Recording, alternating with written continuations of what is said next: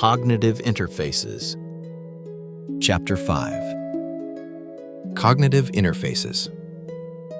The universe, which others call the library, is composed of an indefinite, perhaps infinite number of hexagonal galleries. Jorge Luis Borges, Ficciones. The veil between worlds. Cognitive interfaces are all those intermediate communicating layers that interact between our emotional entities and physical reality. This definition, apparently technical, hides one of the most profound revelations about human nature. We never perceive the world directly. Between us and what we call reality, there always exists an invisible translator, a filter that transforms the infinite complexity of the universe into something our consciousness can process, categorize, and, perhaps most importantly, narrate. Imagine for a moment that your mind is an explorer trying to map an unknown territory. The territory exists, without doubt, but the map you produce will never be the territory itself. The map simplifies, selects, interprets. It eliminates what it considers irrelevant and emphasizes what it judges important. And here is the fundamental paradox. We live our entire lives navigating by maps, convinced that we walk upon the real territory. Ancient spiritual traditions intuited this truth. Hermetic texts describe the soul as the mediating dimension between the divine spirit and the material body. In Gnostic cosmology, the human being contained a divine spark trapped in matter, and the path toward illumination consisted precisely in recognizing the layers of illusion that separated that spark from its celestial origin. What modern neuroscience calls perceptual processing and what mystics called the veil of Maya are, in essence, descriptions of the same phenomenon from different angles of observation. The construction of the real.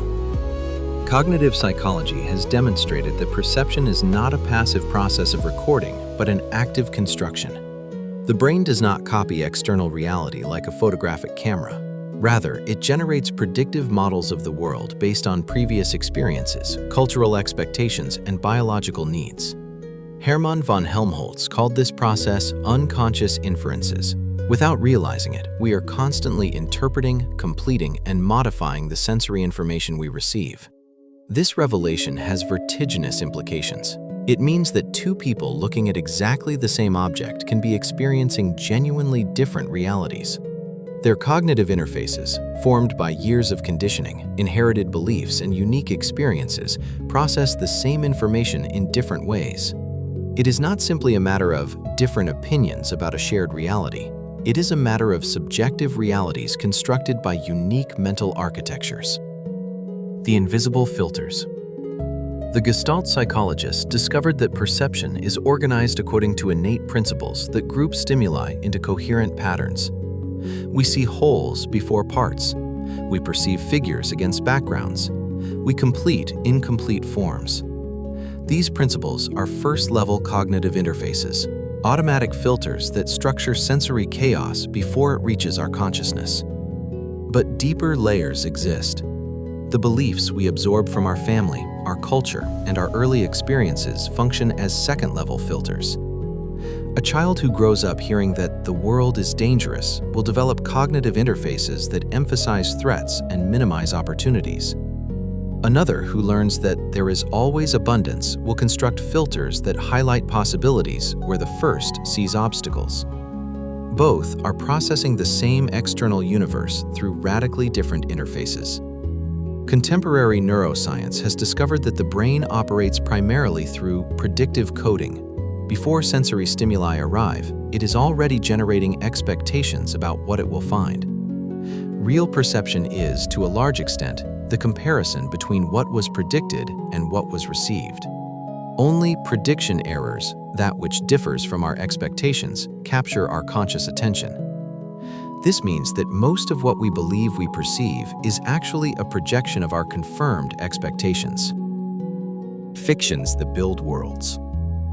The historian who studies the great movements of our species has pointed out something fundamental. The capacity to create and collectively believe in fictions is what distinguishes Homo sapiens from all other animals. Chimpanzees can cooperate in small groups based on personal relationships, but only humans can coordinate the actions of millions of strangers through shared stories, nations, religions, corporations, economic systems.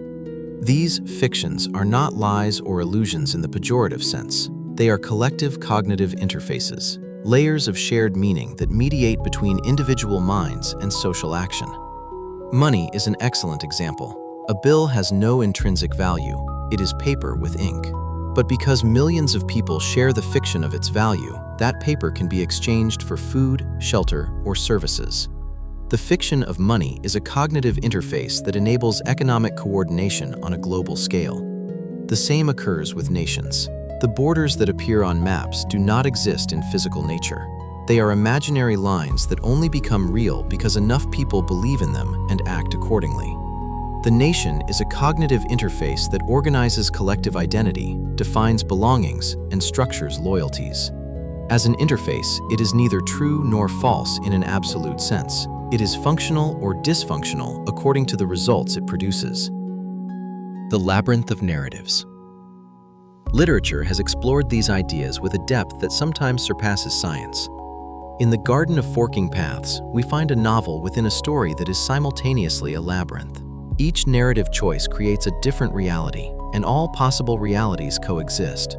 This is not just a literary fantasy, it is a precise metaphor for how our cognitive interfaces function.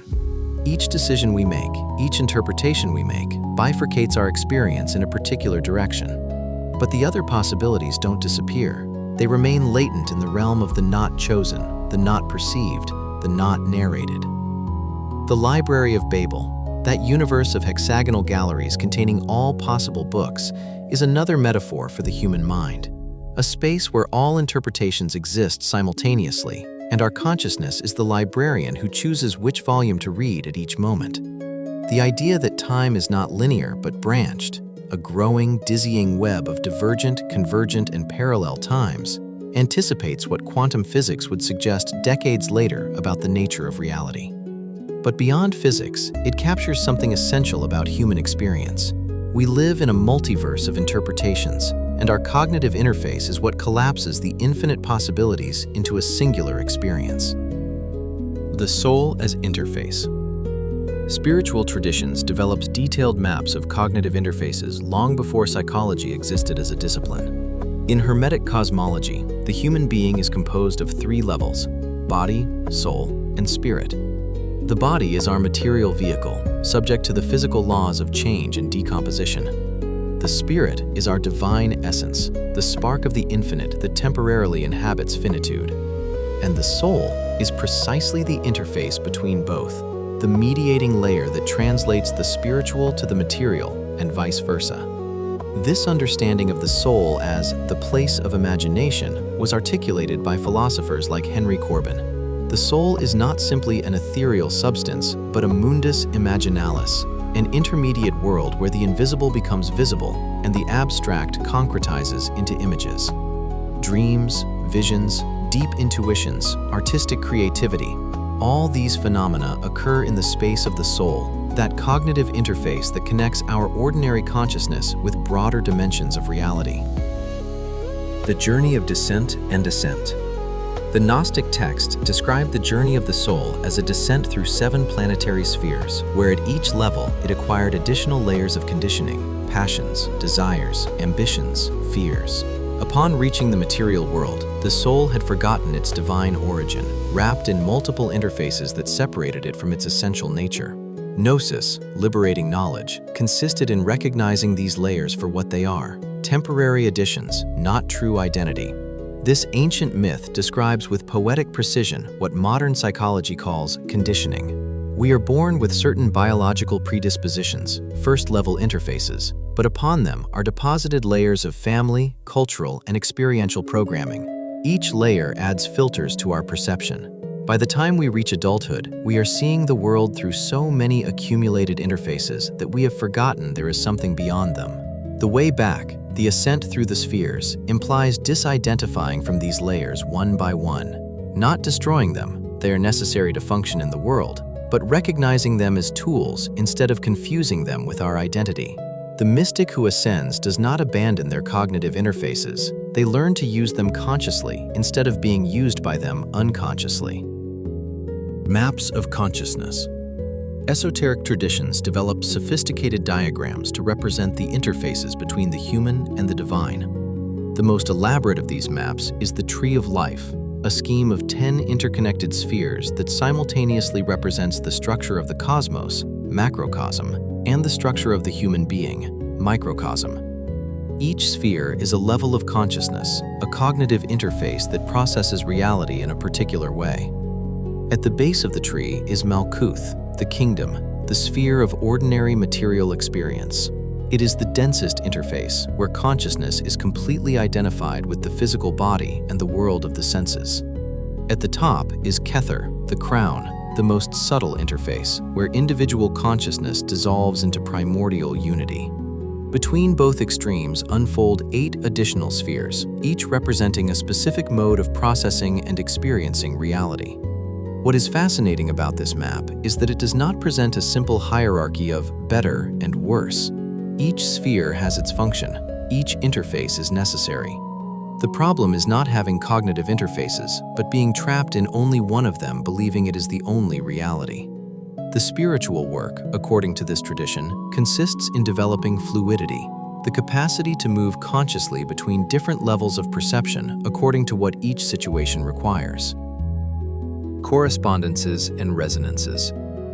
The Hermetic principle, as above, so below, expresses a crucial idea about cognitive interfaces. Correspondences exist between all levels of reality. What occurs on the mental plane has reflections on the emotional plane and eventually on the physical plane. The interfaces are not impermeable barriers. They are membranes through which information flows in both directions. This understanding has profound practical implications. If our cognitive interfaces filter the reality we perceive, and if that filtered perception influences our emotions, decisions, and actions, then modifying the interfaces modifies the experience.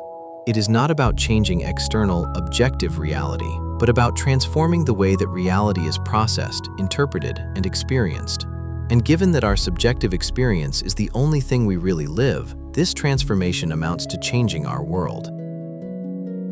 The alchemy of perception. Alchemy is frequently misunderstood as a primitive attempt to turn lead into gold. But the original alchemical texts make clear that the transmutation of metals was a metaphor, or perhaps a parallel process, to the true opus magnum, the transformation of the alchemists themselves. Lead represented the ordinary state of consciousness, dense, opaque, reactive. Gold symbolized the illuminated state, brilliant, stable, incorruptible.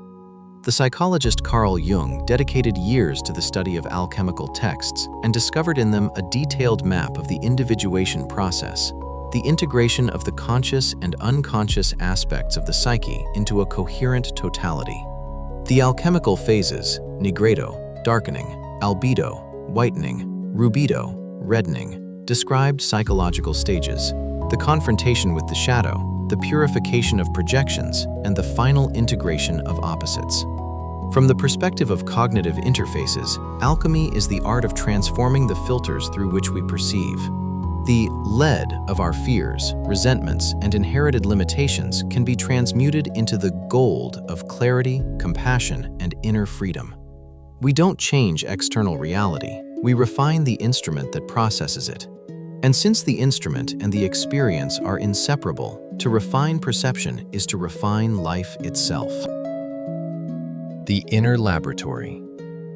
The alchemists worked in laboratories full of furnaces, retorts, and mysterious substances. But the true laboratory was one's own psyche. External operations were mirrors of internal processes, dissolving the rigid structures of thought, solve, separating pure elements from impurities, separa, and reintegrating them in a new synthesis, coagula.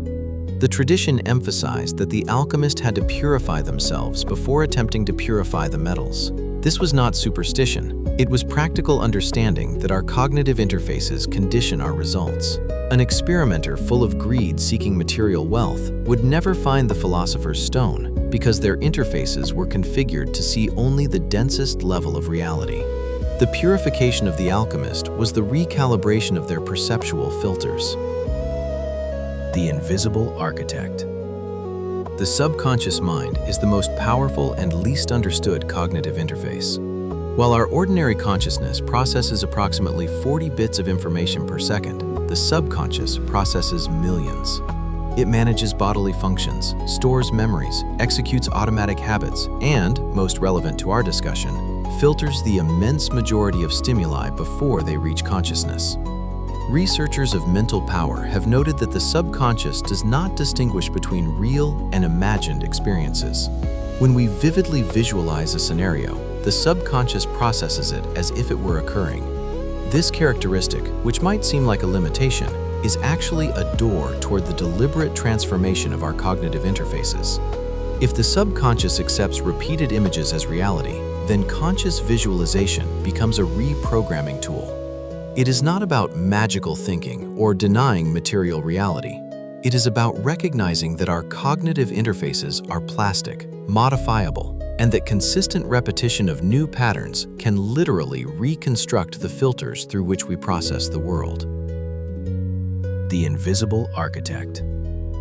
The subconscious mind is the most powerful and least understood cognitive interface. While our ordinary consciousness processes approximately 40 bits of information per second, the subconscious processes millions. It manages bodily functions, stores memories, executes automatic habits, and, most relevant to our discussion, filters the immense majority of stimuli before they reach consciousness. Researchers of mental power have noted that the subconscious does not distinguish between real and imagined experiences. When we vividly visualize a scenario, the subconscious processes it as if it were occurring. This characteristic, which might seem like a limitation, is actually a door toward the deliberate transformation of our cognitive interfaces. If the subconscious accepts repeated images as reality, then conscious visualization becomes a reprogramming tool. It is not about magical thinking or denying material reality. It is about recognizing that our cognitive interfaces are plastic, modifiable, and that consistent repetition of new patterns can literally reconstruct the filters through which we process the world. Beliefs as architecture. Beliefs are not passive opinions. They are active instructions for the processing of reality. A belief like, "I am not worthy of success," is not simply a sad thought. It is a cognitive interface that will filter opportunities, emphasize failures, and interpret neutral events as confirmations of unworthiness. The belief creates its own evidence because it structures perception. This explains why sustained change requires more than conscious will. We can consciously desire success while our subconscious operates with scarcity programming. Consciousness wants to advance. The subconscious interface filters everything in a way that confirms lack. The result is an exhausting internal battle where the deeper interface generally wins. Effective transformation requires working at the level where interfaces are encoded. Affirmations, visualization, meditation, and other practices work because they access the subconscious during states of increased receptivity. We are not tricking the mind. We are communicating with it in its own language of images, emotions, and repetition. Archetypes, the universal interfaces. Beneath personal cognitive interfaces exist deeper structures we share as a species. Analytical psychology called them archetypes, universal patterns of experience residing in what it termed the collective unconscious. The hero, the mother, the sage, the shadow, the divine child. These are not simply characters from ancient myths, but fundamental cognitive interfaces that structure human experience across all cultures and eras. Archetypes function as primordial lenses. When an archetype is activated in our psyche, it reorganizes our perception around its particular pattern. The hero archetype filters reality so that we see challenges to overcome, dragons to slay, treasures to conquer. The mother archetype filters toward nourishment, protection, care. Each archetype is a complete cognitive interface with its own logic, its own values, its own way of constructing meaning. The fact that these patterns are universal suggests that cognitive interfaces have evolutionary layers. The most superficial are personal and cultural, acquired during our individual lives. The deeper ones are collective, inherited through millions of years of human evolution. And perhaps the deepest of all are transpersonal, connecting the individual psyche with dimensions that transcend both the personal and the collective. The symbol as bridge. Archetypes manifest through symbols, images that condense multiple meanings and connect different levels of the psyche. A true symbol cannot be reduced to a single interpretation. It is a node where personal, cultural, and universal meanings converge. That is why the same symbols appear in the dreams of individuals who have never studied mythology. They are accessing cognitive interfaces that precede their personal experience. Working with symbols is a form of dialoguing with the deepest interfaces. Meditating on a symbol, creating art from it, consciously living its meanings, all this establishes communication between ordinary consciousness and archetypal layers. The symbol acts as translator between levels. It makes accessible what would otherwise remain unconscious and ineffable. Awakening to the interfaces. The first step toward cognitive freedom is recognizing that we have interfaces. This seems obvious when reading it, but in daily practice, we live completely identified with our filters, confusing them with how things are. When someone contradicts us, we don't think their interface processes this differently. We think they're wrong. Identification with our interfaces is so complete that we have made them invisible. Contemplative traditions from around the world have developed practices for disidentifying from cognitive interfaces. Meditation cultivates a witness that observes thoughts and perceptions without fusing with them. This witness is not another thought. It is consciousness itself before any filter. From this position, we can see our interfaces in operation. Notice how a thought generates an emotion, how a belief colors a perception, how an archetype organizes an experience. Seeing the interfaces does not destroy or invalidate them. We still need them to function in the world. But the relationship changes fundamentally. We go from being used by our interfaces to using them consciously. It is the difference between being trapped in a labyrinth and knowing its map. The labyrinth is still there, but it no longer holds us prisoner. The freedom of the observer. When we recognize that all perception is mediated by interfaces, an inevitable question arises. Does something exist beyond all interfaces? Is there a reality in itself that we could know directly? Philosophy has debated this for millennia without consensus, but perhaps the question is poorly formulated. It may be that pure consciousness, the observer behind all observations, is not another interface, but the very capacity to interface. Not a thing among things, but the space where all things appear. Mystical traditions point toward this when they speak of luminous emptiness or consciousness without object. It is not another perception, it is that which makes all perception possible. From this understanding, cognitive interfaces are not obstacles to reality, but expressions of it. Each filter is a way the universe experiences itself. Each limited perspective is a unique window toward the unlimited. The multiplicity of interfaces does not separate us from unity.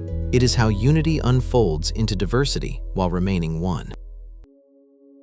The art of inhabiting the labyrinth.